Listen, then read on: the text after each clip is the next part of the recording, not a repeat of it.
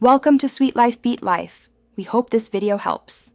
You start by ensuring the environment is ready, Python 3, 8+, proper GPU drivers, and CUDA/CU DNN when needed. Next, choose a framework like PyTorch or TensorFlow and create an isolated virtual environment so dependencies stay clean.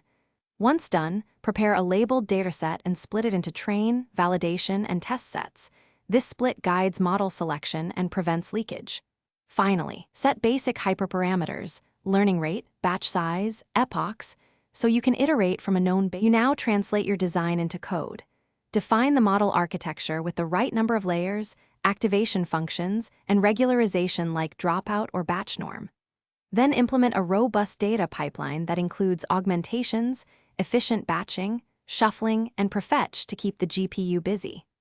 Once training starts, monitor metrics with logs or TensorBoard, save checkpoints regularly, and enable mixed precision if supported to speed up training without losing stability. Make sure to validate frequently to detect overfit. You finish by rigorously evaluating the trained model on the test set and reviewing metrics like accuracy, precision, recall, and the confusion matrix to understand failure modes. Then export the model to a deployment format such as ONCs, TorchScript, or saved model and wrap it in a lightweight inference service.